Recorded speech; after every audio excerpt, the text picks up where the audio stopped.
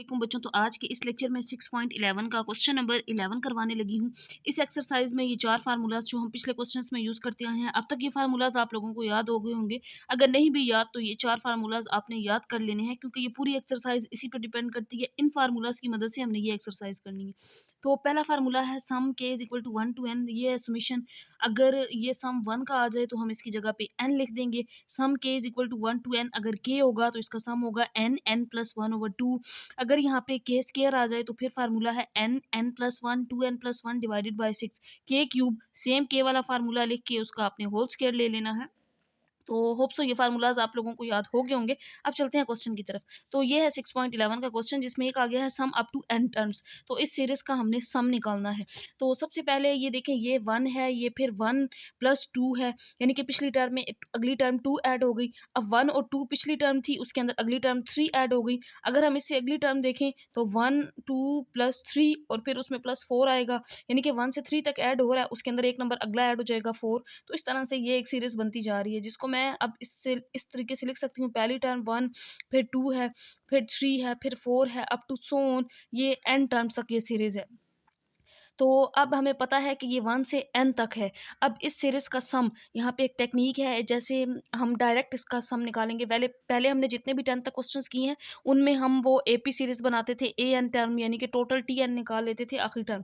अब यहाँ पे आपने क्या करना है, याद रखना है। क्वेश्चन नंबर 11, 12, 13 तीनों क्वेश्चंस बिल्कुल सेम एक ही पैटर्न पे हैं। अब यहाँ पे ये series up to n terms तक आ रही है, 1 2 3 4। पहले 1 आ रहा है, फिर 2 आ रहा है, फिर 3 आ रहा है, फिर 4 आ रहा है, 5 आ रहा है, 6 आ रहा है, अप टू सो ऑन ये n तक जा रही है। तो आपने क्या करना है, n जब भी n आ जाए, यानी कि सिंगल नंबर आ गया है, तो आपने k वाला सम उठा के पुट कर देना है, k वाला। क्योंकि k n को हम जब k में चेंज करते हैं तो वो k बनता है ना। तो k वाला सम क्या है, n प्लस 1/2 है। तो हम कहते हैं कि इस सीरीज का जो टोटल सम है, this can be written as tn n plus 1/2। ये देखें, अब अगर मैं इसके अंदर ये वैल्यूज पुट करूँ, ये मैं रफ ऐसे साइड पे बता रही हूँ। पहला नंबर ये आना चाहिए, 1 आना चाहिए। तो अगर मैं यहाँ पे 1 पुट कर दूँ, 1 फिर 1 प्लस 1, यहाँ पे 2। तो 1 और 1 2/2 डिवाइड करेंगे तो आंसर 1, यानी कि ये वाली सीरीज़ की पहली टर्म आ गई।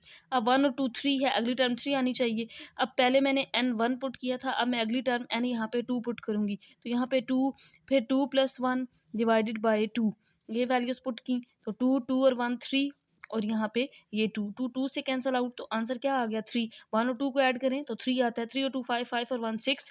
अगर इसके बाद आप n 3 पुट करेंगे तो यहाँ पे आंसर आपका ये वाला, यानी कि 6 बन जाएगा।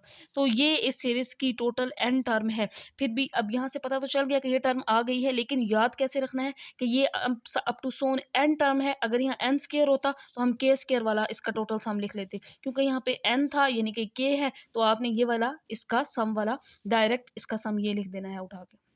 वैसे पुट करके मैंने बता भी दिया है कि यही इसका सम बनता है।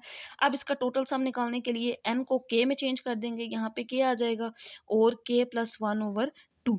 n को चेंज कर दिया हमने k में, k को अंदर मल्टीप्लाई करेंगे तो 1/2 को मैंने बाय लिख लिया है, बाकी यहाँ पे k स्क्वायर आ जाएगा और प्लस k 1 से मल्टीप्लाई करने के बाद। तो अब हम इसके ऊपर सम अप्लाई कर देंगे, दोनों साइड्स पे समेशन ले लेंगे। Sum k is equal to 1 to n, यहाँ पे tk, और sum k is equal to 1 to n 1/2 k square plus k। और फार्मूला तो हमने k स्क्र का पढ़ा हुआ है ना, तो हम 1/2 को अब बाहर लिख लेंगे, ताकि हम अंदर सम को सिर्फ इन दोनों पे अप्लाई कर सकें। तो 1/2 बाहर आ गया। Sum k is equal to 1 to n k square, क्योंकि 1/2 होल के साथ है, इस वजह से ब्रैकेट लगा लेंगे। Sum k is equal to 1 to n, और फिर यहाँ पे k आ जाएगा। तो अब यहाँ पे वैल्यूज पुट कर देंगे, तो 1/2 इसी तरह। अब k स्क्र, तो k स्क्र का ये फार्मूला होता है n प्लस 1 2n प्लस 1/6 सम का। तो यहाँ पे फार्मूला पुट कर देंगे n plus 1 2n plus 1 divided by 6। फिर इसके बाद k का सम ये होता है n प्लस 1/2। तो यहाँ पे इसकी वैल्यू पुट कर देंगे, यह आ जाएगा n प्लस 1/2। तो बच्चों, जिस तरह मैंने प्रीवियस क्वेश्चंस में बताया था कि सबसे पहला काम हमने इन दोनों में से देखना है कॉमन क्या है, फिर हम एलसीएम वाली साइड पे जाएंगे। लेकिन सबसे पहले common n plus 1 n plus 1 इसमें है, डिवाइड में 2 है, इसमें भी 2 है, क्योंकि 2 3 जार 6 होता है ना, तो इसको 2 मल्टीप्लाई 3 तो भी लिख सकते हैं। तो दोनों में ये कॉमन है, तो यहाँ से हम n प्लस 1/2 कॉमन ले लेंगे। यहाँ से 2n+1 रह गया जस्ट, और नीचे 2 कॉमन आ गया, अंदर 3 रह गया क्योंकि 2 3 ज़ार 6 होता है। यहाँ से ये पूरी वैल्यू कॉमन आ गई, यहाँ पे जस्ट 1 रह गया। अब एलसीएम लेना इसका आसान हो गया है, तो अब हम इसका एलसीएम ले लेंगे। यहाँ पे n+1 और इन दोनों को बेशक मल्टीप्लाई कर दें तो 2 ज़ार 4, यहाँ पे एलसीएम ले लेंगे 3 आ जाएगा। 2n+1 यहाँ 3 कैंसिल आउट, ऊपर यही वैल्यू आएगी और 3 1 ज़ार 3 हो जाएगा। तो अब यहाँ पे इसको ऐड कर देंगे, तो n+1 डिवाइडेड बाय 4 और 2n+3 और 1 4 डिवाइडेड बाय 3। अब मज़ीद एक स्टेप हम और कर सकते हैं, इसमें से 2 कॉमन लेंगे जो इस 4 से कैंसिल आउट हो सकता है। तो यहाँ पे n+1 आ जाएगा, यहाँ से 2 कॉमन ले लिया, n+2 2 ज़ार 4, अंदर 2 रह गया, और यहाँ पे 4 मल्टीप्लाई 3 आ गया, 2 2 ज़ार 4, तो ये आ जाएगा। अब इसके बाद नेक्स्ट स्टेप में हम इसको नीचे 6 लिख सकते हैं और ऊपर ये वाली वैल्यू। तो इसका लास्ट स्टेप मैं यहाँ पे लिखने लगी हूँ यहाँ पे। तो इसका जो आंसर है ये आ जाएगा n+1 n+2 और यहाँ पे 3 2 ज़ार 6, तो ये इसका आंसर आ जाएगा।